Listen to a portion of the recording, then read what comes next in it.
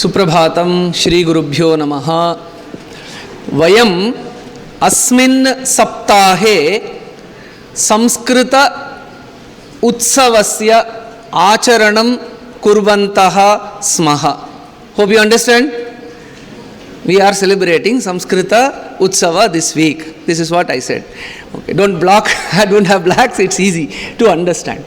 Okay, since the last 3 days, you have been hearing Samskritam, Samskritam, yes, study Samskritam, Samskritam here, Samskritam there. What is the need of Samskritam? Kim Samskritena? Samskritasya avashyakata ka? We have dictionaries, koshas, and then we have translations. Why are you harping upon Samskritam, Samskritam? So this question I am asking on behalf of you and I am trying to answer. Koshena anuvadena nirvahamaha khalu. If this question comes, then there are dangers of depending only on dictionaries. So what are the problems you will face if we depend only on the dictionaries? So there are, for Sanskritam, for all your subjects, be it yoga, Ayurveda or any other Indic knowledge-based tradition, so okay, we will manage with the dictionaries. So then there are a few problems with that. A couple of years ago, I was invited to a conference in Pondicherry. One Ayurveda professor was sitting by my side. My talk was about to happen. After me, that professor has to speak. I just asked him out of curiosity, sir, you are a very renowned person in the field of Ayurveda. For your Samskrita related doubts, which dictionary you will consult? Without hesitating, that very eminent professor said Monier-Williams dictionary. He said that. Now let us see the problem with Monier-Williams dictionary. So one of the major types of yoga is a Hatha yoga. So this was published in 1899 and it is even used widely now, even in Bharat, this Monier-Williams dictionary. Monier-Williams was a Christian missionary. So he has given very many meanings for Sanskrit words. Hatha yoga, for that what is the entry for Hatha yoga? A kind of forced yoga or abstract meditation, forcing the mind to withdraw from external objects, treated in the Hatha Yoga Pradipika by Swatma Rama and performed with, underline, much self-torture, such as standing on one leg, holding up the arms, inhaling smoke with head inverted. So, this is what Monier-Williams has given as an entry for Hatha Yoga. So, this is what is consulted by professors and scholars across.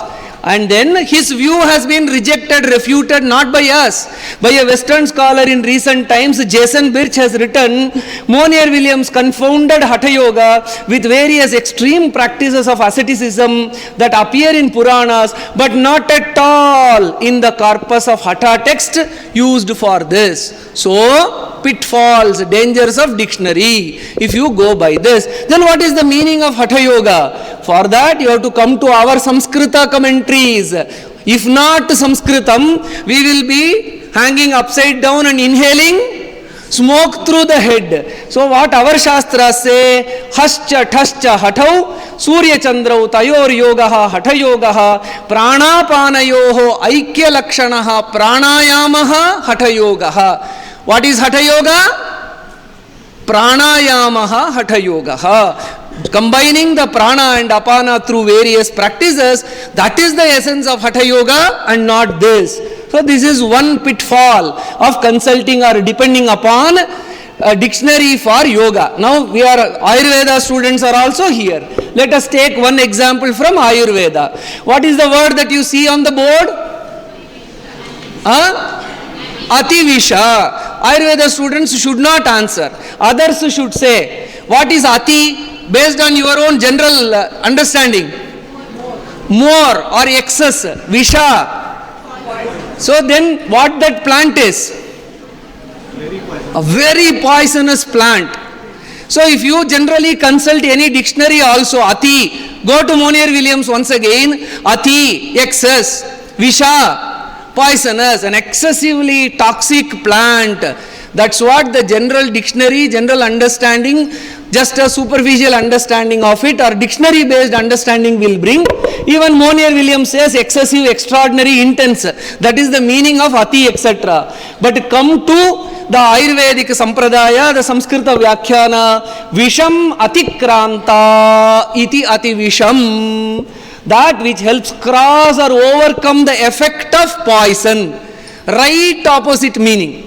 So, atikranta visham, that which helps cross the effect of poison, that is ati visham and not the reverse meaning.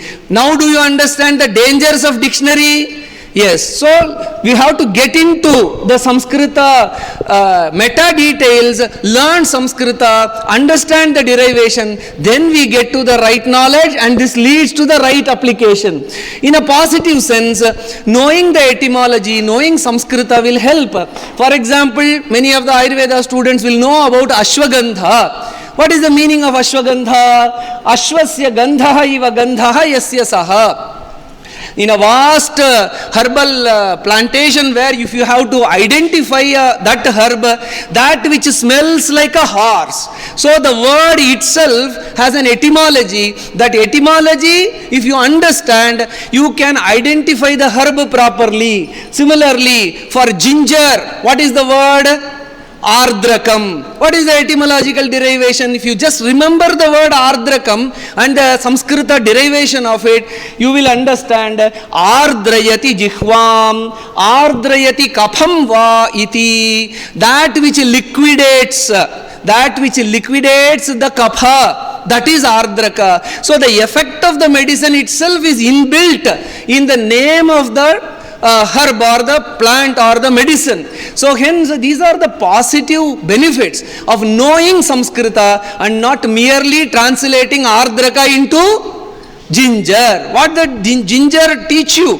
Ginger does not teach you anything. Ardrayati kapham iti ardrakam. It teaches the effect of the Ardraka. Okay. So what is the use of only depending upon dictionary? Now let us come to the pitfall of translations. Let us translate everything. Why to go to the Samskrita originals? Let us go into every translation. Now again I am going to take, there are very many critical translation blunders that are there, but I am only pointing in a very, very simple manner pitfalls of translation. You see a sculpture here. What is the asana that is there in this sculpture? What asana is portrayed in this sculpture? This is from Mahabalipuram. Can anyone guess? Very many yoga experts are here. What is the asana here? No one. So you are only theoretically learning, huh? Not at all practicing. If anyone knows, confidently put your hand up and tell. Fantastic. So this is Virabhadrasanam. So what is the translation of this Virabhadrasanam? People do translate it into English. They translate it into warrior pose. Is translating Virabhadrasanam into warrior pose for the convenience of the student, is it okay? There are very many problems. Calling Virabhadrasana as warrior pose is problematic. Who is a warrior? What is the connection to a warrior? Warrior has no background. Certain mercenaries are also warriors. If you pay money, they will come and fight for you. A warrior does not have any moral, ethical background or this thing. Whereas what is the cultural background of Virabhadra? Virabhadra was the one who was created by which Bhagavan? Shiva. What was the purpose? When Parvati died in the Daksha Yajna, because there was indignity for women, no respect for women, he wanted to kind of take the revenge or kind of address the wrong done, and from his hair Shiva created Virabhadra. There is a cultural context. People protested recently for the indignity or kind of death for a doctor which happened. So if you cut out Virabhadrasana or translate into warrior, all these cultural connotations will go away. Virabhadra is not a mere warrior. He had a cause.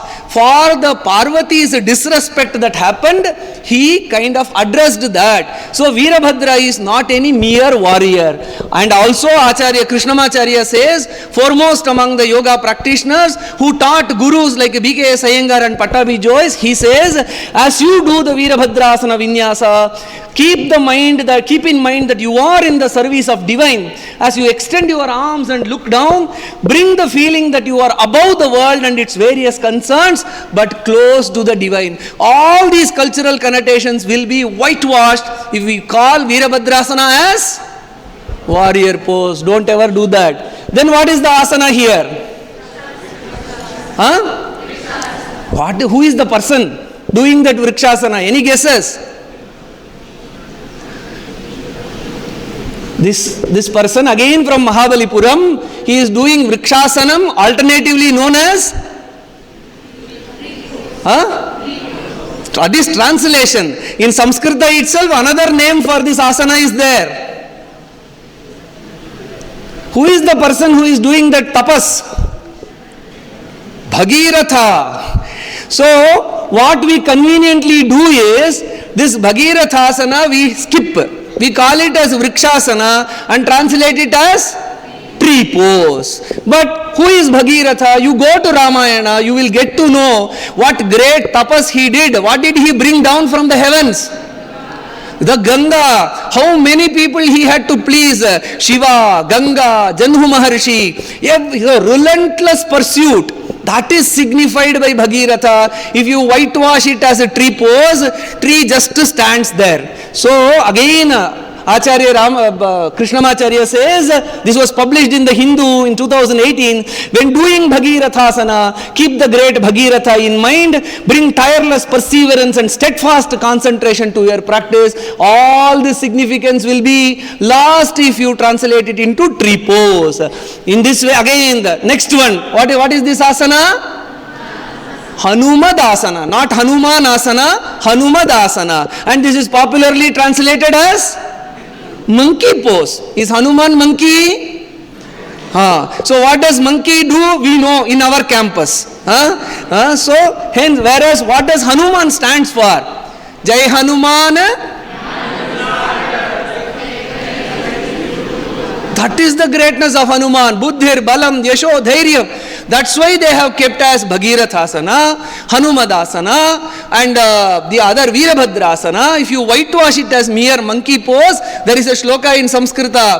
Markatasya surapanam, madhye vrishchika damshanam, tanmadhye bhuta sancharaha, yadva tadva bhavishyati. Already it is a monkey. It is bitten by a scorpion. It has drunk some alcohol. What will be its condition? So hence, to control our mind, all these asanas are given. Can you trivialize it? Can you decouple it from our cultural context? If Sanskritam is gone, all this is gone, then this will happen. What is this yoga? Beer yoga. What asana are they doing? Garuda. This is a 5-star hotel advertisement. What are they holding? In Garuda asana. Who is Garuda? Who is Garuda? Vahana of Vishnu. Garuda is the supreme representative of strength and power. Just like Hanuman, Garuda is the next symbol of power. In his hand you have given the bottle, beer bottle. 1 hour yoga plus 1 beer bottle, $30. Wednesday, no yoga experience required, all levels welcome. So, if you whitewash it, disconnect it, asanas are there to asanena rajo hanti. That's what Hatha Yoga Pradipika says. All this will promote rajas and tamas. In Sukhasana, a person is holding that. So hence, decoupling asanas from Samskrita means the very purpose of yoga is defeated. Decoupling Samskrita from Ayurveda means the very purpose of Ayurveda is defeated. So hence, it is very important. Not only will beer yoga come, you will get partner yoga, goat yoga, boat yoga, dog yoga, hot yoga, disco yoga, bunny yoga, chocolate yoga and cannabis yoga. Absolutely no connection with the very purpose of yoga. So hence Samskrita, this is a very serious matter. Though we can take it lightly. This is a very serious matter.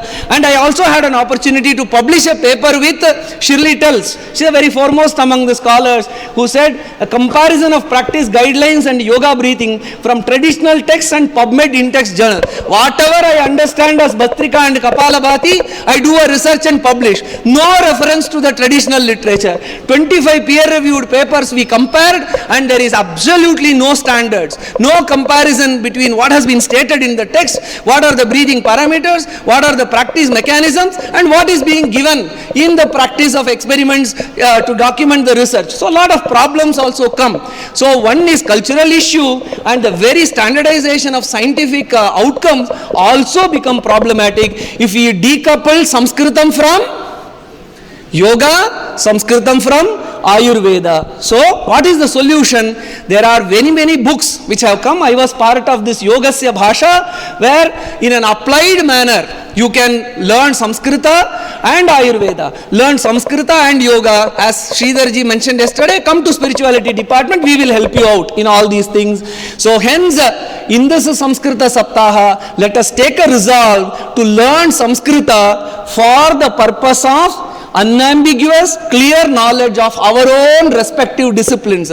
We will chant the shloka and complete. The meaning of it is given. Pathamas Samskritam Samyak. Once again. Vadamas Samsmaramacha.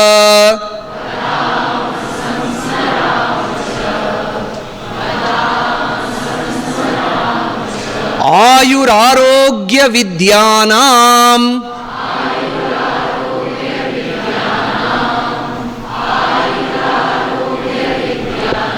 Shuddha Jnanaya Sarvada.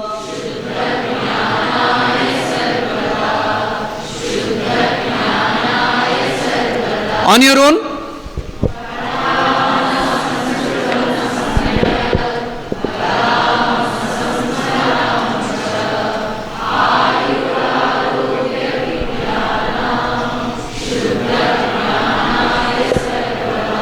Thank you very much. Thank you, sir. I think we all must take a resolve of learning Sanskrit and learning in Sanskrit from your talk.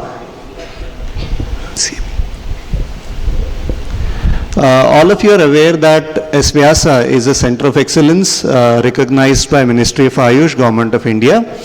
And as part of the activities of this center of excellence, we organize a continuing medical education program for doctors, and this time we have combined it with the alumni of S-VYASA itself. So we have about 50 plus alumni of the School of Yoga and Naturopathic Medicine joining us for the CME program starting tomorrow. It will be there for 3 days, and we have very interesting topics about the new avenues in the field of yoga and naturopathy, which includes how natural food can become an industry, how yoga naturopathy studios should be designed. There is somebody who has done BNYS and an architecture program who designs yoga studios, naturopathy wellness centers. She is going to come and talk. There is somebody who works in natural birthing. We have Dr. Harini coming in. So somebody who works in cancer care exclusively in an integrative medicine center, how yoga naturopathy can be part of cancer care. So we have these wonderful sessions planned up for these 50 participants, but it's not only for them. It is a mandatory session for all students of the School of Yoga and Naturopathic Medicine, all faculty of School of Yoga and Naturopathic Medicine. But I also welcome all of you to participate. I will be sharing the schedule with all the faculty members.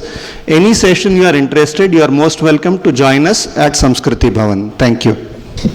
Hari Om everyone. So recently the 5th State Yogasana Sports Championship was held, and I would like to announce the winners for the same. Adrita Sarkar from BSc, 2 gold in traditional and artistic solo.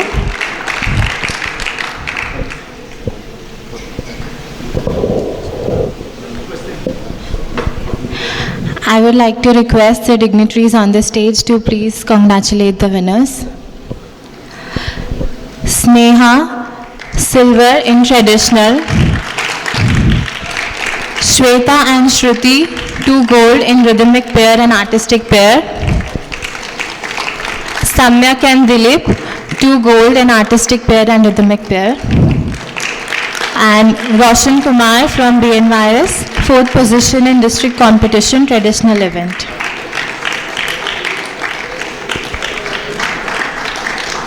I would also like to congratulate the Bengaluru Urban District team on winning the Championship of Champions title in the State Yogasana Sports Championship. Let's congratulate all the winners with a huge round of applause, please.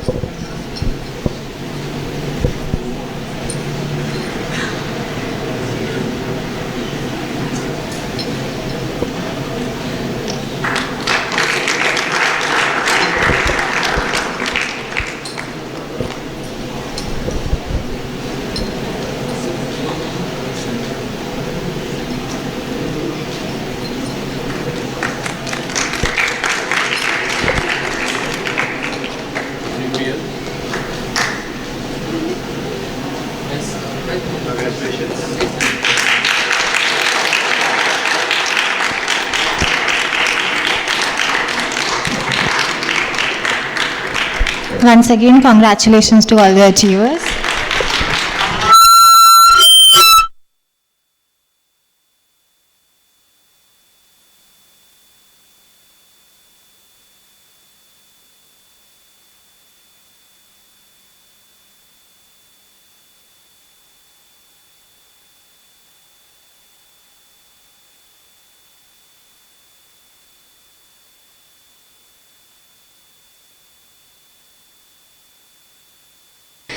सर्वे भवन्तु सुखिनः सर्वे सन्तु निरामयाः सर्वे भद्राणि पश्यन्तु मा कश्चित् दुःखभाग् भवेत् ॐ शान्ति शान्ति शान्तिः।